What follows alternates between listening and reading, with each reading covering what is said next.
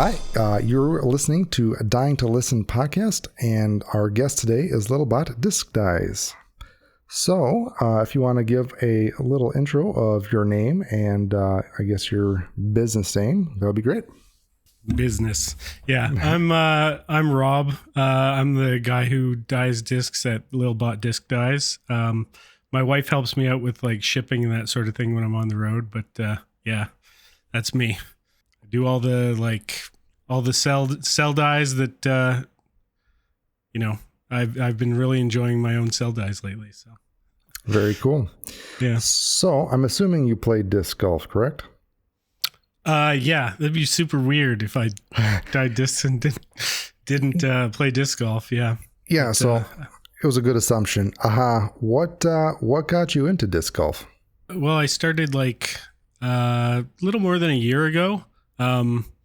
I work as a pilot, so I get to travel around a lot to all over North America, and I was like sitting rotting in my hotel room quite frequently.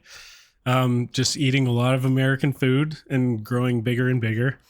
And so I wanted to, find something to get me out of the hotel. I couldn't like pack, a full golf bag in my travel stuff. And, it's even harder to just like make a tee time on the fly at a golf course. So, decided to pick up disc golf. I had a buddy who was like trying to get me into it for at least a decade. He's been playing for a long time. He's awesome now.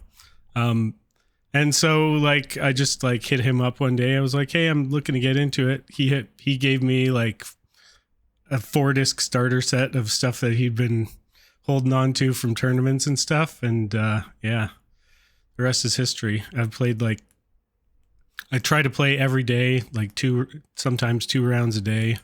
Wow. That is awesome. When did you first start playing? Like what year? Just last year. Really? Yeah. I was just looking at my UDisc stats today. I've played like almost 600 rounds, and I've hit a lot of courses. I've played almost 60 different courses in the course of that time. Just like last week, I got to put a pin down in Hawaii and play a course out there. So I was like, ooh, it's such a great thing when you're traveling a lot. Just like turns everywhere you go into an adventure. You just go find someplace on UDisc and go. It's awesome. No, that's awesome that you have that capability to do that, because not a lot of people do that. One of my things that I would like to do is I have a camper, and I would like to go around the country to the different courses and play them. And, speaking of all those courses that you've played, and you've played a variety, stuff around the country and the continent. What was your favorite course and or hole? I played Morley Field out in San Diego. That was like, it's just a really iconic course, super fun. And yeah, like I felt like it wasn't, I'm still somewhat of a beginner, and like it wasn't like oppressively difficult for like how old a course it is. So I really enjoyed that. I do flight training out in St. Louis. There's a course out in St. Louis. The name escapes me, but there was like a big, I think it was a silver series out there. And I played that, and it was like mind blowing. So it's like seeing the difference between like, this is a fun course and like, this is like one of the most punishing things. I didn't even want to look at my scorecard at the end. It was horrific. What do you have any courses that you're eyeing up next? Well, that's the thing is the travel is like almost random from my perspective. Like people just like, I want to go here and I got to take them, and it's like usually short notice. So that's why UDisc is such an awesome app. Like I just show up at a place, look it up, and it's like, oh, go there. If I do get back to Hawaii, there's one course, the north end of Kauai, that I really want to go to. It was just a little bit too long a drive, and there's like a $30 entry fee. So, but it's supposed to be one of the best. I can't recall the name at this time though. It was, yeah. Gotcha. That's one I'm eyeing up. That's like the dream course if I go out there again. Are you a commercial pilot or do you do charters? Yeah, it's like a charter company. We do it's like fractional ownership. So timeshares for private planes basically. So, you get 10 different people owning one plane and they all get to go wherever they want. So I've kind of always wanted to be a pilot myself. What got you into that? A lot of people hate this answer. It was like a whim.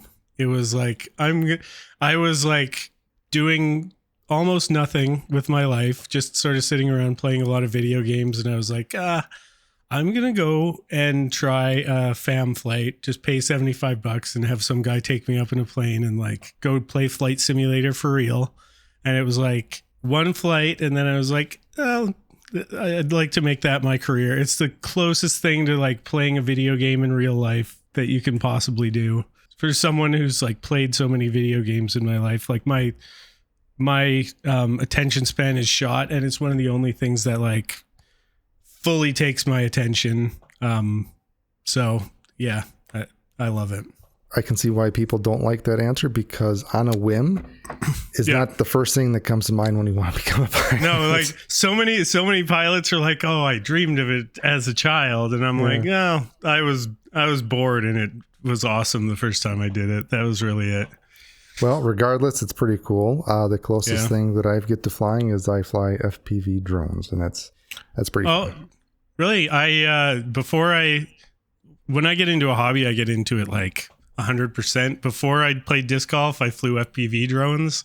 I got a whole wall back there of like, I got a sub 250 gram drone. I got like a 6-inch, a 5-inch, like what a fun thing. And the great thing is you can combine it with disc golf and like get some really stunning shots with that. So FPV, if you fly a DJI and you want to fly FPV, it's completely different. It's not as easy as people think.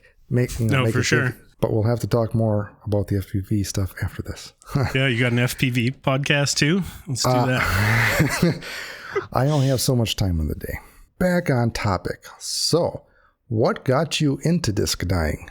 I don't recall specifically what it was. I have a friend, Carrie, and she does like fluid art, like acrylic pours. So very similar to like any like cell dye technique. And I saw some just over at her house that she had on her wall. I was like, that's awesome. And then I saw some of that same stuff on a disc. I was like, oh, I got to try my hand at that. And I went through everything from, did the shaving cream, did the lotion, did the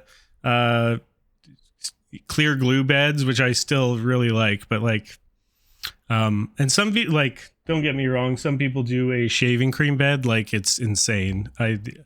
But every attempt I've made has been like pretty bad. This was the first disc I ever dyed, and it was done in shaving cream before the stencil. It's just an orange wraith, and it just turned brown, and it had some like speckles in it that looked kind of like a space background. So I was like, I'm gonna put the Enterprise on that later. Nice. Once I figured out how to cut vinyl and put all that on there. So seeing all the cool stuff that people do, and like seeing, like, I had a friend who, I saw just a few pieces of art on her wall and it was awesome. So I wanted to give that a try. You showed me your first disc. What other first discs did you dye, and what method did you try? So this was the first clear glue that I did. And it was literally just like a color swatch to figure out what colors looked like. It's just a Star Destroyer, like it was a white Star Destroyer. And I got the ProChem starter kit. So you got your, lilac, pinkish red, bright blue, fern, and black, or dark dungeon, as they call it. Yes. But yeah, so I did that. I got this, like, you wonder why I don't do lotion anymore. This is like my lotion dye with a little stencil on it. It was horrific.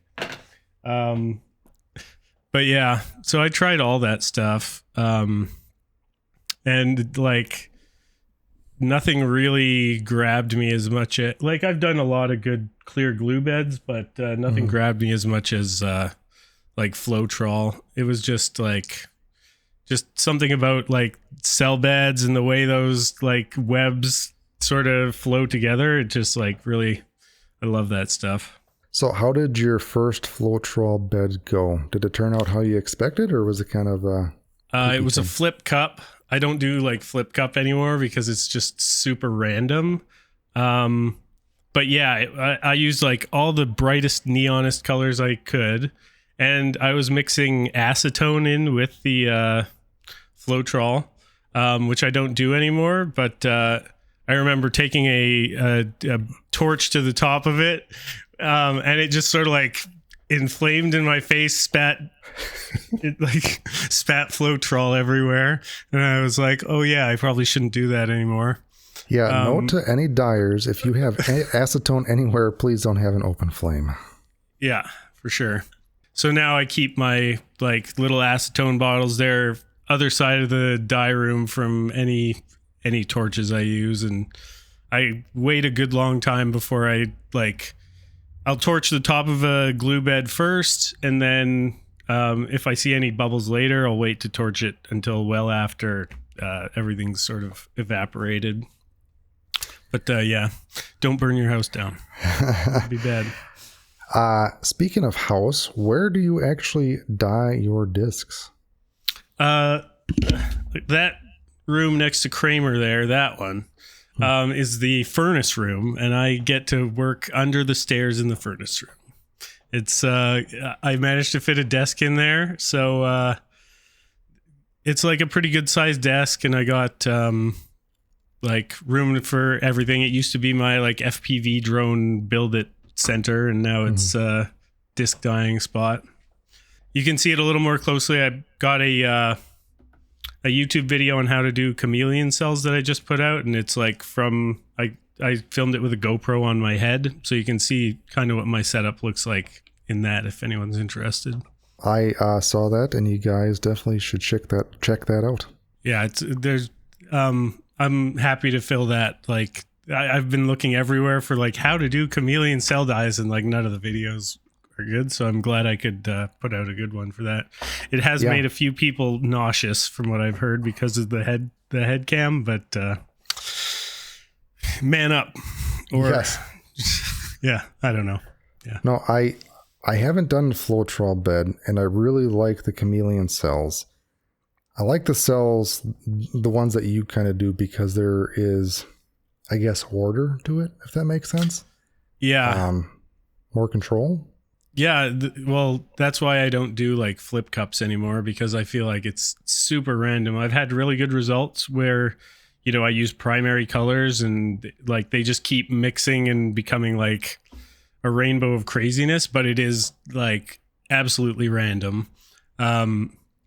So that's why I like, you know, nice rectangular tray. You lay down some stripes in it, and then you pull it over, and you pull another color over it. And whether it's like chameleons or like any other cell dye, you can actually be pretty specific with what you want. Just depends on like what, biggest thing I think is what silicone you use. And Floetrol is a weird thing because like, I feel like the first bed is never the good one. Really? Like when you do your first disc in the bed, that's like probably going to be the worst one out of the whole thing.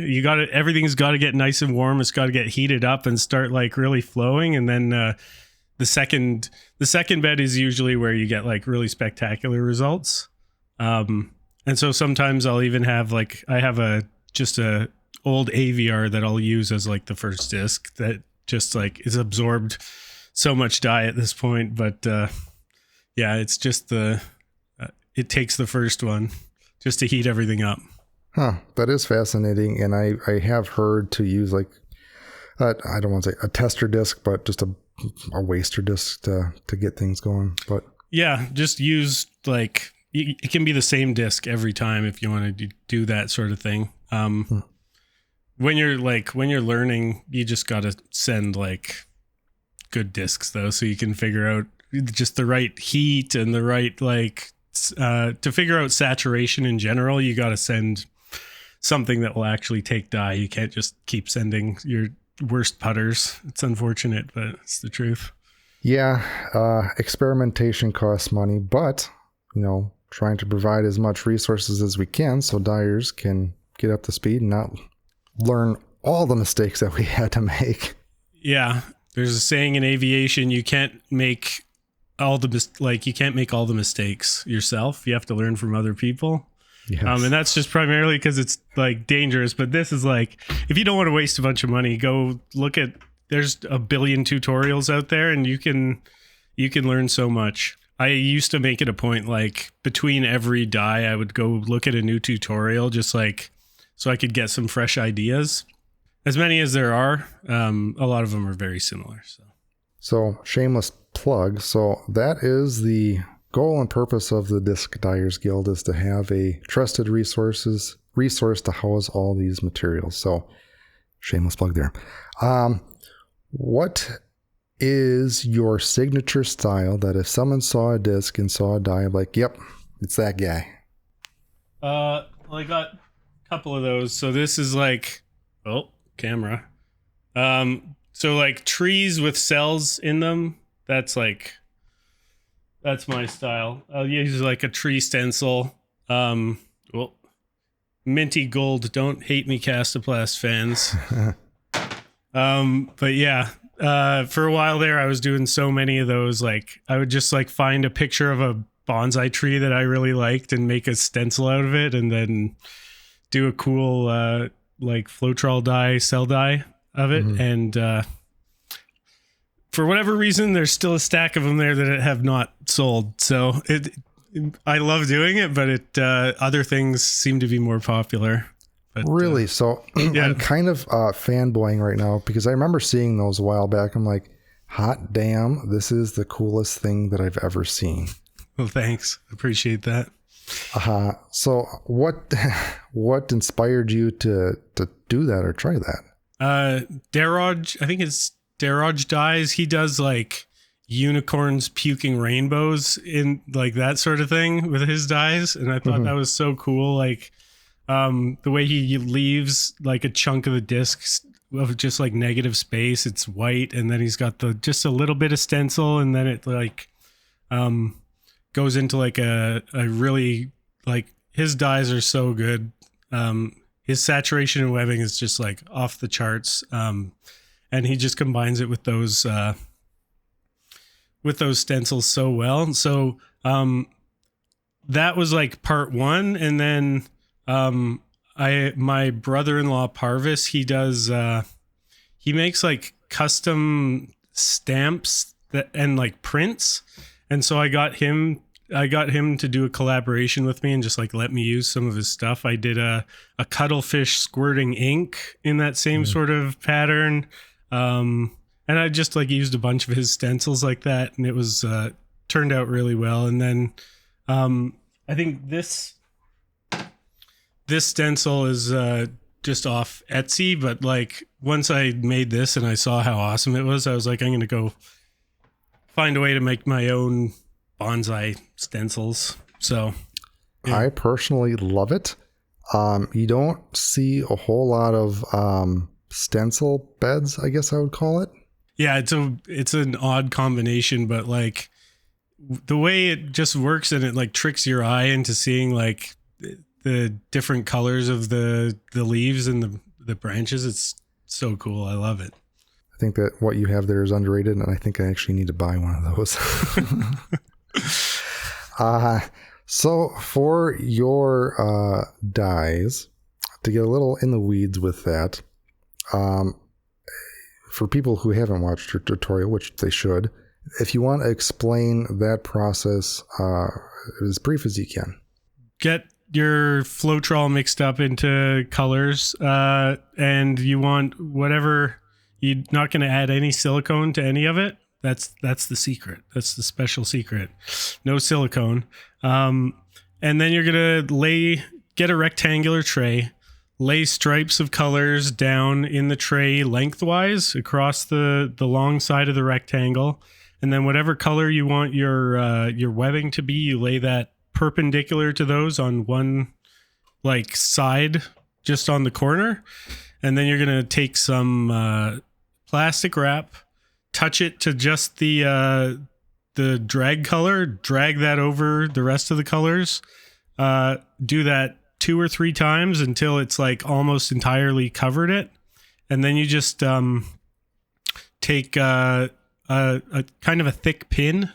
I've used an Afro pick before with like half the things clipped out of it.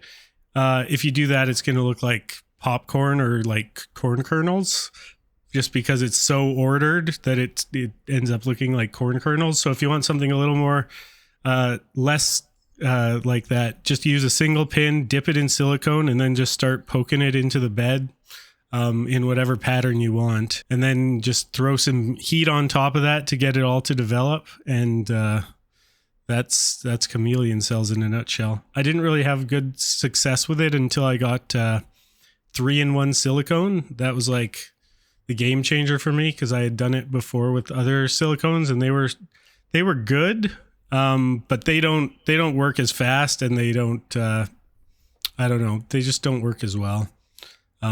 And the real tricky part is you can't get that in Canada for whatever reason. It's not in any of the stores. So I had to, like, on a trip to the States, head to a Lowe's and be like, get some of that and put it in my bag. And now, like, I'm running out, so I got to go get some more. But yeah. Huh. Fascinating. Well, thanks for explaining that process. How long do you leave it in heat for? I think it's a 250 watt bulb. I can't remember specifically. It's like 8 inches above the bed, and I leave it for an hour to an hour and 15 minutes, depending on the plastic. Maybe a little longer. And I don't like let it cool down after. I just like click the light off, pull it out, and like go to the sink with it to rinse it off. And you had some good saturation with that? Yeah. I think I've heard a lot of people use, they have their own thermometer, and they're like 105 degrees for 2 to 3 hours. I'm like 8 inches for an hour. I don't know what temperature it is. It just works out nicely. I found it's probably not the greatest, but you blast it with heat for a short period of time and it, bing, done. And that's super important for cell beds, I think.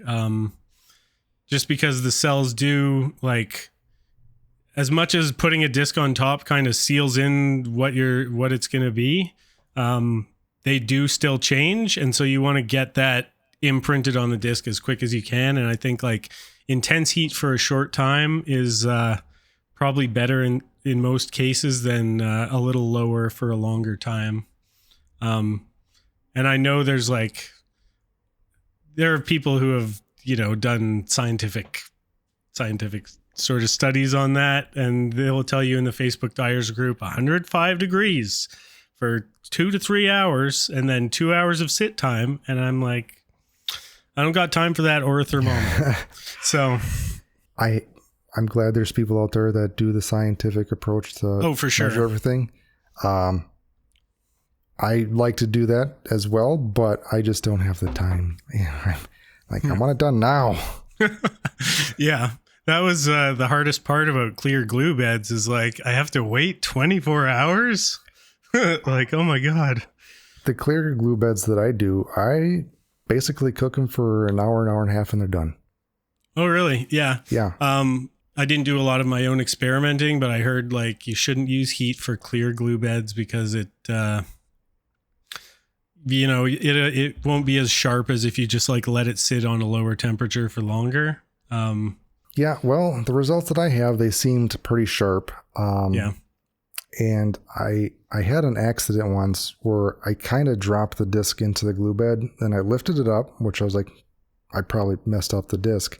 But I feel like the clear glue bed is glue, and it sandwiches the disc and the dye in between there, but on the disc. So when I lifted it up, the pattern was still on there. So I just dipped it back down in the glue and it was fine. I'm like, that was interesting. Yeah, I never thought about that, but it's totally That's totally right. Like when you pull it out, it's like the dyed part is still stuck on there till you scrape it off. So you can just throw it back in if you want, for sure. And speaking of plastic, do you have a favorite type of plastic you like to dye? I thought about it. K1, Casoplast K1 plastic. It's the best, for sure. Why do you like it? It just seems to like takes dye so well. It's like super crisp. Although Loft Alpha Plastic is like close second. That stuff is really, really nice, actually. Loft Discs Plastic is awesome. I have both in my rack over there, and I haven't dyed them. I'm like, they're too good to dye. I'm scared. I'm going to mess something up. I bought a Founders Edition Boreum from a local store, and I just like immediately threw it in dye, and it was like, whew. It was purple when it started, but you would not know it. Like purple, really? A lot of colors should turn brown when you mix them with purple, but it just didn't seem to matter. Okay, that's your first and second. What would your third choice of plastic be? Like there's so many ties for third place. MVP Neutron Plastic's really good. Discraft ESP Plastic is really good. And like a lot of people have said, it doesn't seem to matter what color it starts as, ESP Plastic. It's like it soaks up dye really well, though I do think it fades a little bit faster than others. I think, yeah, ESP and Neutron are both like very good plastics to dye. And so is like Z Plastic. Like almost anything premium is great for dyeing. Even like Champion is harder to dye, but it just takes a little longer to saturate. I don't know. Yeah, typically my rule of thumb is if the disc is shiny, it can be dyeable. But if it's got like a matte finish, it's most likely not. Doesn't mean it can't. It's just, it won't take it very well and it'll take a long time to do it. I mean, you can dye DX plastic. I dyed a hard Penrose, and it looked good initially, and like months later, you would not know it had any dye on it. Nice. And speaking of dye, what dye do you use? I use exclusively ProChem, except I use iDye Poly for black. For whatever reason, ProChem Onyx is just a gray. It won't go black. And like Dark Dungeon is like a really dark blue. So iDye Poly Black is like jet black. I have to agree. I use that a lot for my hot dipping and stencils. So typically I mix some Onyx in with it if I'm doing at the like same ratio as ProChem recommends.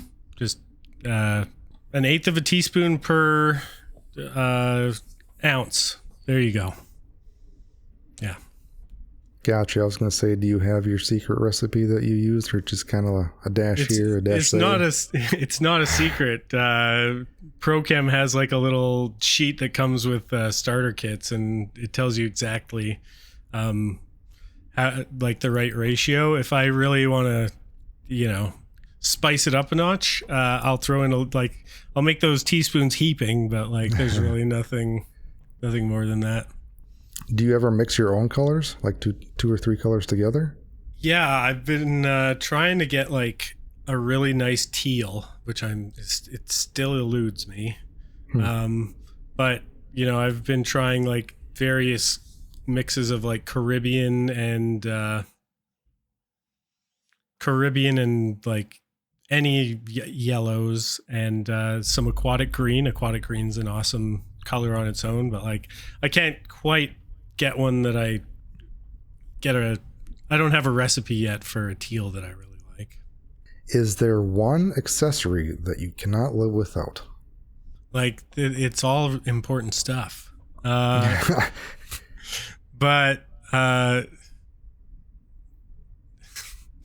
trying to think of an answer that's not a smart ass answer. I guess just saran wrap. Like I've tried a lot of different things for like drags. I've tried like just a squeegee over the top. That doesn't work as well. It kind of works, but like saran wrap's super useful, and especially with Floetrol, you can. I use it to like if if I've run out of time for the night, I got to go to bed, throw saran wrap right on top of the bed, and you can like save it for the next night or the next day to like start over. I use it for the drags. I use it to like keep the moisture in. So I'll like if I'm putting a heat lamp over a disc, all the exposed stuff I'll cover with saran wrap to like keep all the moisture in. And then when I pull it all off, it's like this big steaming.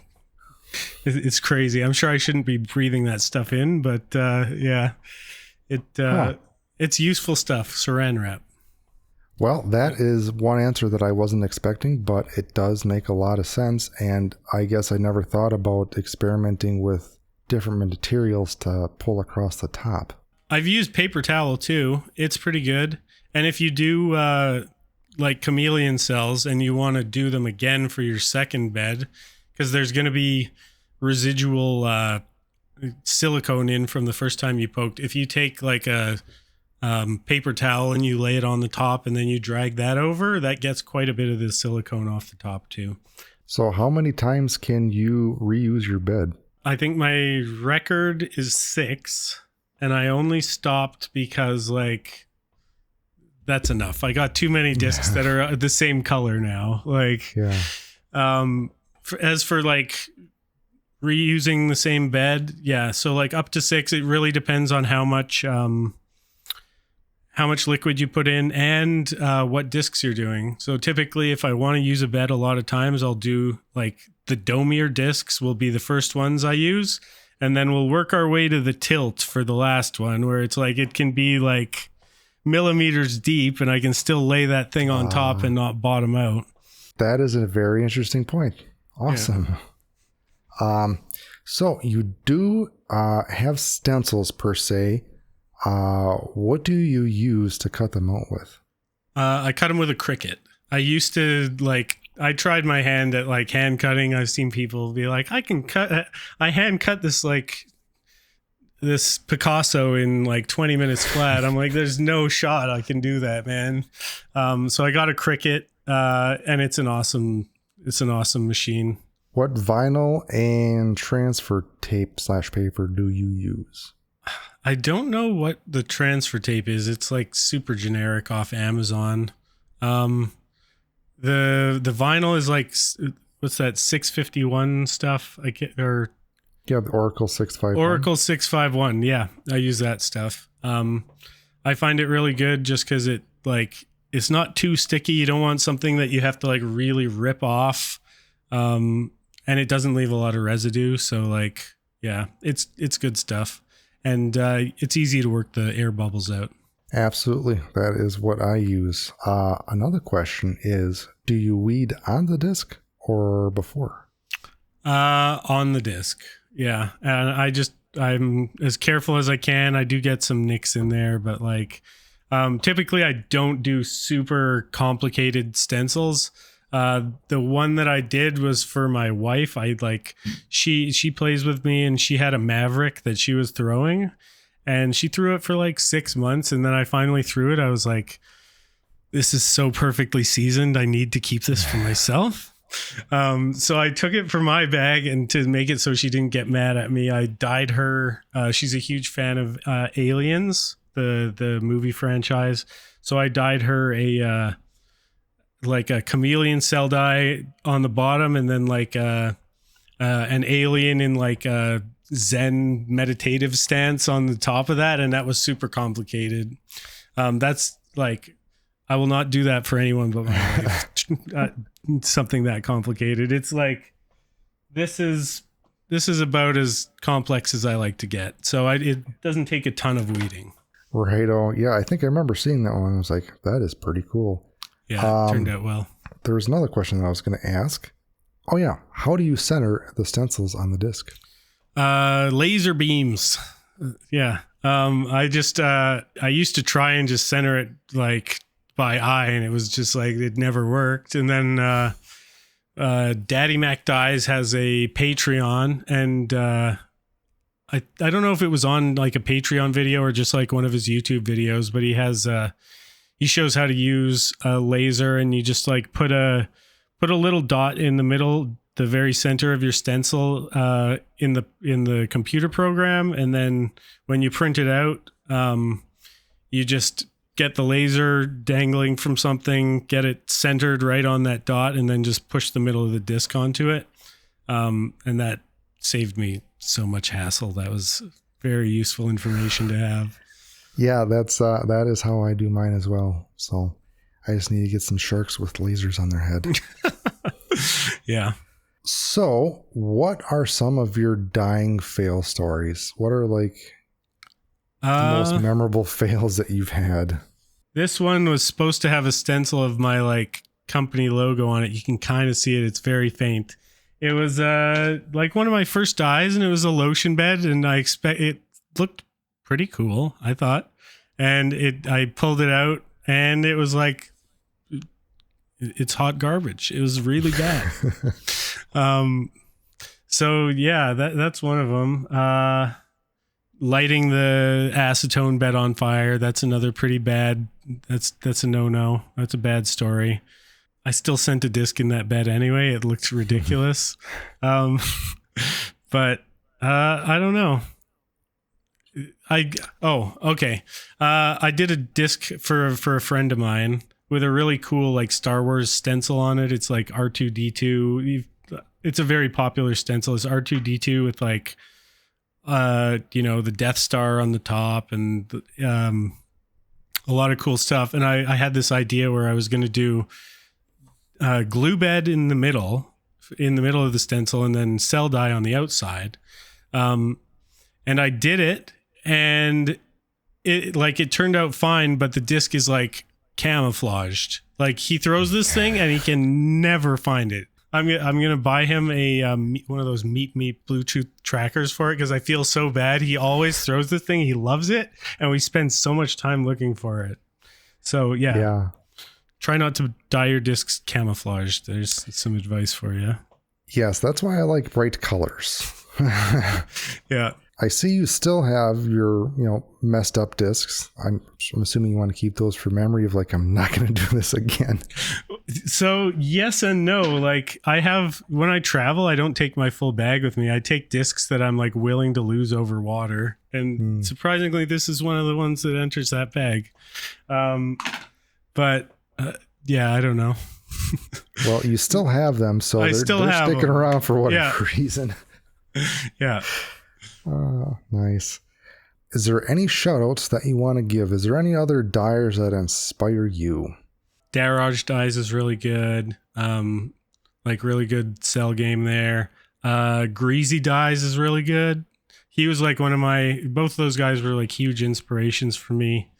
Looking at their stuff, and they're still pumping out tons of, they're prolific. So really like that stuff.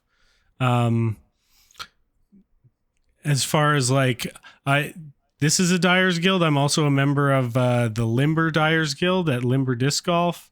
There's like 4 people in that one. And let me just give a shout out to them. Dyes by Craig, the Rad Dientist, Disc Grayson Dyes. We all just do, Limber gives us a sweet deal, and we like are able to bring discs into their store to sell through them, and it's awesome. They're doing a great job of like building community in the area, and they've been awesome to us. So yeah, shout out to Limber Disc Golf and all the members of the Limber Dyers Guild. So I'm assuming you sell your dyes there as well? Yeah.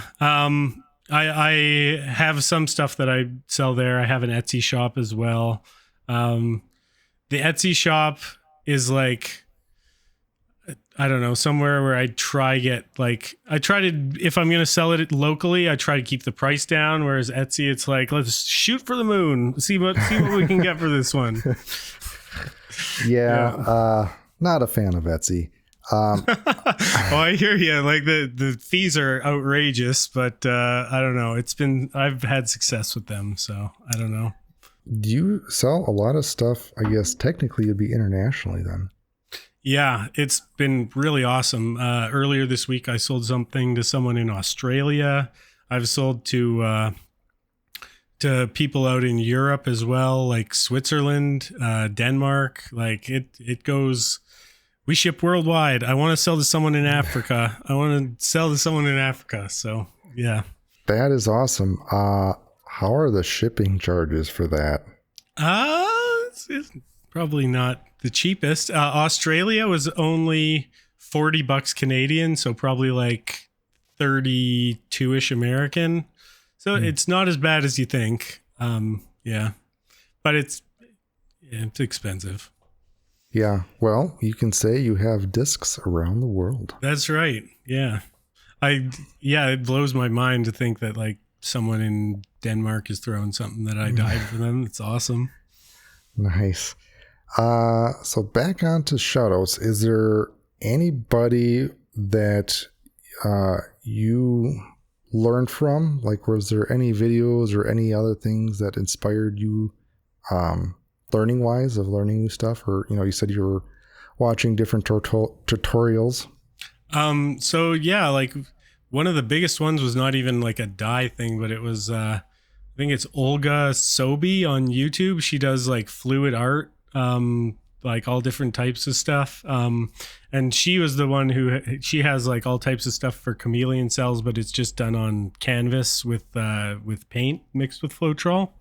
So, that was like one major one. And, there's another YouTube channel. I can't recall what it's called, but they have like 20 different acrylic, like fluid art techniques, and it's just set to piano. And I just like one day just like entered a trance and watched like 2 of those in a row. And it was like, oh, I got so many good ideas. That was great. Yeah, when I was researching the cells, I think I saw similar videos.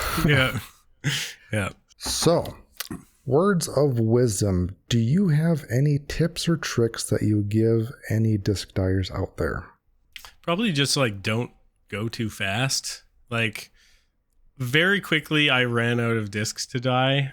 Just because like I was like, throw it in there. And it was like, okay, well, I still want to dye more discs. I guess I have to make a business out of this now. I don't know. So like you can learn a lot from tutorials, but ultimately you're going to have to do it yourself and learn. So try to learn as much as you can from each one. And, try change things up for each one. You don't want to like get stuck in one style, like right at the beginning. Like I'm stuck on chameleons right now for whatever reason. I'm in my chameleon cell phase, but like it's not going to be what I do forever. I'm going to go back to other stuff, and experimentation's big. So try experiment with each thing. Don't get stuck in one thing, and try not to rush it either. Do new things with each one if you can early on. For me, experimentation is a big key because you don't know what you can do and you don't know what you're going to get unless you try it. Yeah. And I've mentioned this before. The best way to learn is for the person to actually do it. You can get as much information and take notes as much as you can. But again, best way to do it is to do it. Yeah, 100%. You can only learn so much from a demonstration. You got to do it yourself. So your point is take your time so you don't burn all your money. Yeah, you won't have to. You don't have to turn you don't have to turn this into a business to sustain your habit of dyeing discs every day. There's some people out there that their life dream was to dye a disc, and it was their passion, and you did it on a whim. That's my life. Yeah, I do things people love on a whim, and then I find something else, and I put those things away and go do something else. I'm not going to be doing that with aviation, and I think disc golf is probably something I'm going to stick with long term though as well. It's been good for like my health and just like mental enjoyment as well. It's great to transition from like video screens and playing video games to like a sport in real life. I feel way better now. So yeah. Absolutely agree about that. So if you were to start over from fresh is there anything you would do differently now that you know what you know? Sure. Okay. Don't get RIT. I have bottles of RIT that I've never used in the back room. They just sit there. They're going to tie dye something someday, but like, don't get RIT. ProChem's good. So like with any hobby, don't start at like the bottom of the barrel baseline, because you're going to either outgrow it really fast or just like it's not going to work. So don't waste your money on that stuff. Try get some ProChem dye and like discs that are actually going to take dye. It might cost a little more up front, but you'll be happier with the results. I agree. Again, I'm like you. I have creative ADHD. I want to learn everything about one topic and get everything about it, and I want the best quality of that. Then, look at that shiny thing. Yeah. Yeah. Oh, that thing flies too. I want to learn about that thing. Yeah. Yes. Yeah. I see a common theme: airplanes, FPV, and discs. They all fly. Yeah, that's another reason I got into disc golf, is like just like understanding the physics of it is just super cool. Yeah, I wish they made planes that were gyro stabilized, then I would fly them too. I think they may have made some that weren't so successful, but potentially. Well, bring it back. Well, yeah. If not, you can develop that. Yeah. So, in this segment, we are going to get to know you a little bit better beyond the dye. So, we're going to do your favorite faves. What is your favorite band or song? It's going to be obscure. Many people aren't going to know this. I like R.A. the Rugged Man. I love like 90s hip hop and rap music for whatever reason. That's just what I listened to when I was growing up, and now that's still in my brain, and I still like the sound of it. So, yeah, like Wu-Tang Clan, R.A. the Rugged Man, like anything that came out in the 90s hip hop wise, that was so good. I do listen to like punk music too. Some like screamo stuff. I like Alexis on Fire, some of the earlier stuff. So that kind of stuff. And then like synthwave, like 80s sounding new electronic music. That, for whatever reason, I like that too. I don't know. Do you listen to music when you dye? No. I listen to either like comedy podcasts or like political podcasts, which is pretty weird, but I don't know. It's just noise in the background while I'm just like tinkering away for the most part. Yeah. Well, hey, guess what? Now you can listen to yourself on a podcast. Oh God. I don't know if that's going to happen. That's scary. Nice. That's a scary idea. It's not scary. I mean, I listen to myself all the time when I talk in my head. That's true. I do have an inner monologue. It wouldn't be so different. You know, I found it fascinating that some people do not have an inner monologue. Well, if you caught me on the disc golf course, you would not know I have an inner monologue because I scream at myself a lot. I'm very vocal at myself, which is something I'm trying to work on. But yeah, it's a great sport for like learning self-control, which is something I should have at this point in my life. But like, yes. Yeah. Are you an only child or do you have any siblings? No, I have a sister. She lives in Edmonton. Yeah, so not super far away, but. All right. What is your favorite food? Don't say pizza. Don't say pizza. Hey. No, okay. Brisket. Shout out to Salt and Smoke in St. Louis. Whenever I go to St. Louis for training, they make the most insane brisket I've ever had, and I will eat that until I am literally ill in the hotel room later that day. So it's so good. Oh my God. The burnt ends at Salt and Smoke. That's my favorite food in the world. Yeah. Nice. Yeah. You can never go wrong with some meat. No, I'm kind of hungry. What is your favorite beverage? It's got to be coffee, I think. Though I've tried to quit it every so often because I'll find myself drinking 4 cups a day and getting a headache, and grinding my teeth, but like it's got to be coffee, I think. Yeah, that's not good if you drink that much. It is. It does have addicting qualities as you take a sip. Delicious Tim Hortons coffee. Yes. Yeah. I hate the taste of coffee, but I have cold brew. So I have like a gallon jar thing that I make the cold brew, and I have basically a third of it is just heavy cream. Yeah, cold brew's great, but that's how I know I'm like in the late phase of my like need to quit coffee is when I'm like chugging cold brews, because at least the heat from the coffee means I have to sip it, but like I'll chug a cold brew real fast. Good point. All right. We kind of touched base on this earlier, but what other hobbies do you have or did you have? FPV drones. I used to skateboard. What else did I do? I used to snowboard as well. What did I do before FPV drones? Video games, is that a hobby? I think that's just something you do. But like it's an e-sport now. It didn't feel athletic at the time, I'll say that. But I guess I still play video games from time to time. Playing with my son quite a bit, actually. We play some Lego Star Wars. That's a super fun game, actually. And if I got some time to myself, I'll play like a Souls game like Elden Ring. FPV, disc golf, video games. And then aviation takes up a lot of mental space as well. Constantly learning stuff for that. So if my employer's listening, that is my hobby. I spend a lot of time doing that. Have you ever been to EAA in Oshkosh, Wisconsin?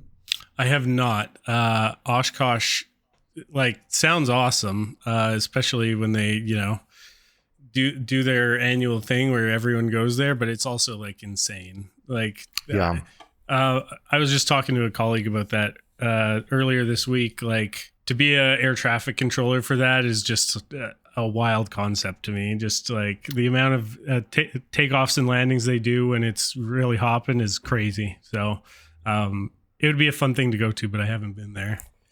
Yeah, sadly, I haven't been there, and I really, really want to go, and I'm only like an hour away. Oh, really? Wow. Yeah. You should see if there's a disc golf course nearby. Go hit that up and then go to Oshkosh. Yeah. Yeah, there's a lot of disc golfs here in the area. So you are a family man. How many kids do you have? And how old are they? Just one 6-year-old boy. That's it. Nice. Did you ever try taking him disc golfing? Yeah. He throws I got him a couple discs. One's like a super lightweight. I can't even remember what the company is, but it's not the best discs, and he doesn't like throwing it. What he throws is like a macro mini marker, one of those MVP macro mini markers, and he really enjoys that. He lasts about 3 holes usually, and then he's like, I want to go lay down in the grass, and we go do that, and we hang out, and then we go.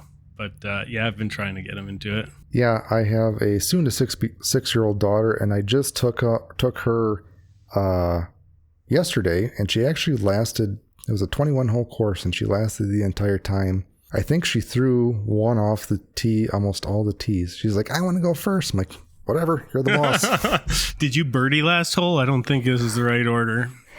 Yes. My trick is bring lots of food and snacks. Plus, I have a cart so I can wheel her around on. Yeah, that would be smart. If I had like a Zuka cart with a seat on it, he could just ride around on that while I pulled him around. Or just bring a wheelbarrow, I guess. But yeah. Yeah, I mean, it is slightly distracting, and you get a lot more work of pushing that. Oh, for sure. But yeah. I might be able to finish 9 holes, though. So these are the trade-offs. All right. So we haven't talked about the discs that you like to use. What if you had to play with 3 discs for the rest of your life on any course, what would those 3 discs be? It's a great question. And for a while there, I was bringing 3 discs on the road with me. One is a Zone, Discraft Zone, that just spectacular. Discraft Buzz is the other one. And then the third one kind of varied a lot. But I feel like a Innova Firebird, a Sexton Firebird. For me, I love like ripping that thing on forehand is so awesome. I could use that as like a distance driver, and it would be good in every wind condition. Yeah, I think those 3 would be good. It wouldn't be the farthest drives in the world because none of that is super understable, glidey, but like I feel like it would be good in every condition. Are you a backhand player or forehand player? I've been forehand dominant, but like backhand, my backhand has improved significantly recently. I just like kind of figured out like getting a consistent release point, and it's changed so much that now I'm like super versatile. It's kind of crazy. I just like do whatever the hole requires. It's pretty awesome actually. So, dream date. If you had to pick one pro disc golfer to go out, play around with and hang out, who would you choose? Disc golf has so many great personalities in it that it's like super hard to decide. Like you could pick Paul McBeth because he's the GOAT, but he doesn't seem like the most fun guy in the world, if I'm being honest. He just like super competitive. I don't know. And probably like Brody Smith or James Conrad. Like James Conrad is just so chill. I feel like you could have a really good time. Paul Ulibarri would be super fun too. I've never seen that guy be like grumpy at all during a practice round. He's just like always seems to be like having a good time. So I'm going to go with Paul Ulibarri. Final answer. I'm curious what your answer to that question would be. Well, see, I'm the host, so I don't have to answer that. Okay. All right, very good. But it'll be James Conrad. I think he's just a chill, quiet, I wouldn't necessarily awkward dude, but the same personality that I would have, I put on a extrovert face and voice for this because doing this is pretty difficult. But yeah. Well, you're doing a good job so far. I'll say that.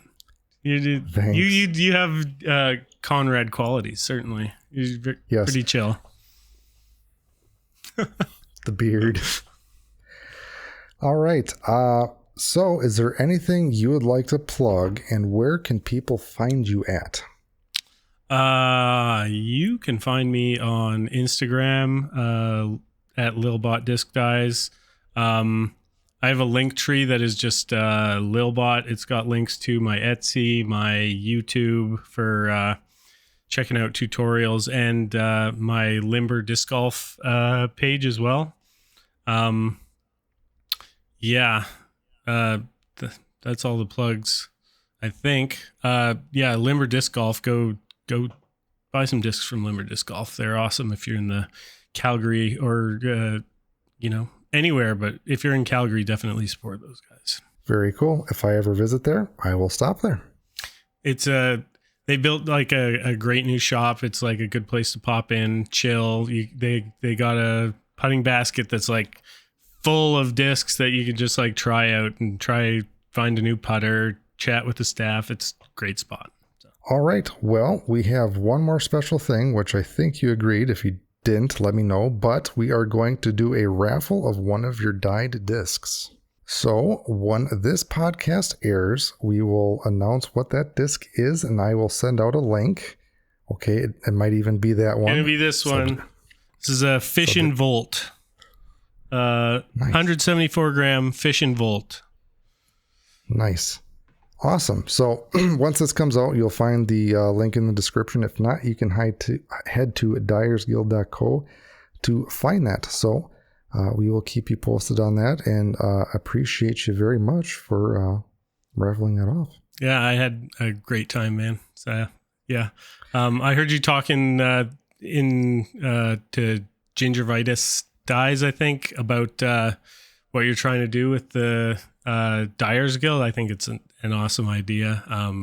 And if I get the time to like put a course together, I'm definitely gonna hit you guys up. So yeah. No, that would be great. I feel like you have a head start because you've already done some stuff, and I would love to have it on the Dyers Guild. And again, it's a community effort, a group effort. It's not just me to bring all this together. So I appreciate it. Right on, man. Well, this has been great. Thanks. Awesome. All right. Well, we will talk to you guys later. Toodles.